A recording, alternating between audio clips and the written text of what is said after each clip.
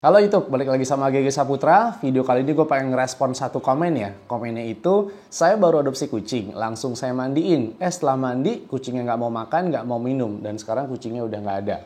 Oke, jadi yang pengen gue bahas itu, kucing yang baru kita adopsi, boleh langsung dimandiin atau enggak sih? Nggak ada jawaban yang pasti, karena kita pelihara makhluk hidup ya. Tergantung kondisi kucingnya, tergantung juga perawatan di tempat sebelumnya. Ada kucing yang kotor banget saat datang, kucingnya dimandiin, nggak masalah. Ada kucing yang baru datang, kondisinya kotor, dimandiin, dia malah sakit, nggak mau makan, lama-lama malah kucingnya mati gitu. Jadi gini, anggap aja kitten yang baru gue adopsi, dan adopsinya tuh online. Saat kita adopsi online, kita kan cuma dikirimin foto sama video ya. Kita tuh nggak ngeliat kondisi fisik kucingnya gimana, kita juga nggak tahu kondisi kesehatannya tuh gimana. Nah pas kucingnya datang biasanya kan pakai keranjang ya, entah pakai keranjang Rio atau pakai keranjang buah, dan kondisinya juga macem-macem. Ada yang datang wangi banget karena sebelumnya dimandiin, ada yang datang kondisinya kotor banget karena pup di keranjangnya, walaupun kadang cuma kotor di belakangnya doang, bahkan ada yang sampai di badannya juga kotor. Nah buat teman-teman yang baru pertama kali pelihara kucing, kondisi kayak gitu kan kita pengen buru-buru mandiin ya. Jadi gimana nih solusinya? Yang perlu kamu tahu, kucing yang baru datang, entah kondisinya dia sebelumnya terawat, entah imunitasnya bagus, pencernaannya bagus, semua kucing yang baru datang di tempat baru, dia stres ya. Mungkin kalau gue bayangin, stresnya tuh ada 3 hal. Ada 4 malah. Pertama, stres di perjalanan. Yang kedua, stres di tempat baru saat dia nyampe ke rumah kamu ya. Apalagi di rumah kamu ada kucing sebelumnya, itu makin stres lagi kucingnya. Yang ketiga, kamu orang baru juga buat dia. Yang keempat itu kucing kamu dimandiin. Ingat ya, kucing yang dimandiin itu menyebabkan stres juga. Kalau mandiinnya di rumah itu lebih nggak stres dibandingin kamu mandiinnya di pet shop. Nah, kondisi itu yang perlu kamu tahu. Dan saat kucing stres dari 4 kondisi itu, imunitasnya turun, pencernaannya terganggu. Makanya banyak kucing yang stres itu jadi muntah kan. Soalnya itu ganggu pencernaannya. Jadi jawabannya itu ada 2 ya. Saat kamu adopsi kucing, yang pertama pilihannya adalah kamu benar-benar pastikan kamu adopsi dari cat house atau dari cattery yang di sana itu benar-benar terawat gitu. Entah dari kucingnya udah divaksin atau belum, dry foodnya pakai apa, dikasih real food atau enggak, pencernaannya dijaga atau enggak dengan minimal pakai probiotik, sirkulasi udara di sana gimana, air purifier itu di sana gimana. Karena dengan sirkulasi cat house atau cattery yang bagus dengan ada air purifier, itu pasti penularan virusnya tuh lebih minim lah. Pilihan yang kedua, anggap aja kucing yang kamu adopsi itu kucing yang punya imunitas lemah, punya pencernaan yang lemah, dan di dalam tubuhnya itu udah ada virus yang tertular di tempat sebelumnya. Namanya cattery, namanya cat house ya, kita nggak ada yang tahu kan, ada banyak kucing juga di situ. Jadi dengan kita anggap kondisi kucing kita lemah, kita nggak main asal mandiin. Karena ingat 4 faktor stres tadi ya. Kita tinggal bersihin aja misalnya pakai tisu basah ya, tisu basah bayi, tisu basah yang hand and mouth, atau tisu basah yang khusus untuk pets ya. Walaupun dia pupnya sampai ke badan-badannya, saran gue jangan langsung dimandiin. Udah bersihin aja dulu ya, pakai tisu basah seadanya walaupun kucing itu bau. Nah, kalaupun kotor banget, pada akhirnya kita mandiin gitu, kita udah gak kuat deh hari pertama datang langsung kita mandiin. Kita cuma bisa berdoa kalau kucingnya kita adopsi, kucing yang punya imunitas, pencernaan, metabolisme yang bagus gitu. Sampai kapan kita baru bisa mandiin? At least sampai 2-3 hari lah si kucing itu ada di rumah kamu, dia udah mulai makan, dia udah mulai minum, dia udah mulai pup di kotak pasir, stresnya juga udah jauh lebih berkurang, apalagi udah bisa main sama kamu. Nah mungkin dengan kondisi itu lebih aman untuk kamu mandiin. Oke, sekarang apa aja yang perlu disiapin kalau kita mau adopsi kucing ya? Terutama buat teman-teman yang baru mau pertama kali pelihara kucing, nih siapin ini dulu. Ya, di depan gue ada beberapa produk, cuman yang pertama adalah kandang.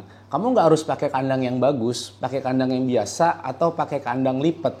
Jadi saat kucingnya datang, itu nggak langsung kamu bebasin di rumah. Dia untuk beradaptasi biar di kandang dulu aja, biar dekat di kotak pasir, biar dekat di tempat makan dan minumnya. Saat dia udah pup di kotak pasirnya, saat dia udah pup di tempat makan dan minumnya di dalam kandang itu, barulah setelah itu kamu lepas, terus kamu lihat nih pas kamu lepas pun dia ngumpet atau enggak di kolong-kolong, dia mau makan atau enggak di tempat makan, terus dia mau pup atau enggak di kotak pasirnya. Setelah dari kandang yang disiapin itu wet food recovery. Jadi ini ada satu contoh wet food recovery ya, Happy Cat Recovery, cuman bisa pakai merek apa aja. Wet food recovery ini cocok untuk kucing sakit sama cocok untuk kucing yang stres berat. Dia ini mudah dicerna ya, apapun mereknya wet food recovery. Dia ini juga high energy. Atau minimal kamu pakai wet food yang baby kitten, berapapun usia kucing kamu. Kasih makanan basahnya itu yang baby kitten. Ini ada 2 makanan basah baby kitten yang ada di sini, satu Royal Canin Mother and Baby, yang satu Super Cat Baby Kitten. Kenapa pakai yang baby kitten? Padahal kucingnya remaja atau bahkan dewasa. Karena kalau kamu nggak ada wet food recovery tadi, paling nggak kamu ngasih makanan basahnya tuh yang lembut. Karena makanan basah yang lembut itu mudah dicerna. Biar si kucing itu pas udah habis makan wet foodnya, dia tidak memuntahkan wet foodnya lagi. Kan pencernaannya lagi ada stresnya tuh. Apalagi buat kucing kamu yang baru datang, terus dia nggak mau makan dry food yang udah kamu sediain kan. Dibanding dia nggak makan sama sekali, mendingan kita kasih wet food tadi. Setelah itu anti parasit ya. Tapi balik lagi kamu harus tanya ke tempat sebelumnya, kucing ini sudah dikasih obat cacing atau obat kutu tanggal berapa. Karena obat cacing itu ada berbagai macam. Ada yang obat cacing cair nih, kayak gini. Ini tuh Albane Worm yang paling sering gue pakai. Pemakaiannya 2-3 minggu sekali. Dan kalau untuk perawatan sebulan sekali. Nah, kalau untuk anti parasit itu kan ada obat cacing, ya, ada obat cacing dan obat kutu yang terpisah. Balik lagi kamu harus lihat kondisinya. Atau pakai obat cacing dan obat kutu yang udah sekaligus nih. Salah satu contohnya kayak Revolution atau Revolution Plus. Tapi untuk pemakaian anti parasit itu sebaiknya ditimbang dulu kucingnya. Atau kalau mau gampang, pemakaian anti parasit biar di dokter hewan aja. Terutama buat pemula ya, kamu bawa aja ke dokter hewan, dicek kondisinya. Biasanya di sana juga sekaligus udah dikasih anti parasit. Nah, setelah anti parasit biasanya kita suka tergoda nih sama vitamin ya. Saran gue sebelum kita tergoda dengan vitamin gembul, sebelum kita tergoda dengan vitamin imunitas, bahkan kita rawat dulu pencernaannya. Karena salah satu faktor yang menjaga imunitas kucing adalah dengan kita jaga pencernaannya. Dan menjaga pencernaan kucing, minimal banget kucing kamu dikasih probiotik ya. Ini ada salah satu rekomendasi probiotik ya, yang gue pakai di sini juga, Petglow Gastrozilla. Ini tuh probiotik yang bagus untuk kucing sehat lah. Jadi dari kita jaga imunitasnya dengan probiotik, kita meningkatkan digestionnya dengan probiotik juga. Jadi penyerapan nutrisi dari dry foodnya itu akan lebih bagus kalau kita rutin kasih probiotik. Probiotik itu cukup seminggu 2-3 kali lah ya.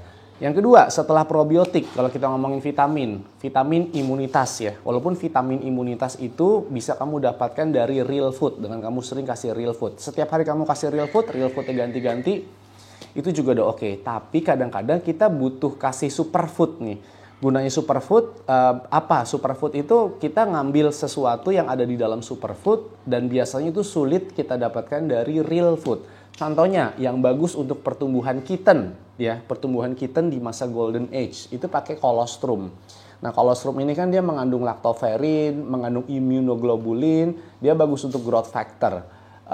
Terutama untuk kucing yang pas kecilnya, pas baby kittennya, dia kekurangan ASI dari induknya. Selama gue pelihara kitten, colostrum itu vitamin yang paling bagus untuk imunitas. Apalagi yang di Our Daily Pets ini, dia nggak cuma ada colostrum doang. Dia dikombinasiin sama egg yolk powder. Jadi kombinasi antara superfood dan real food.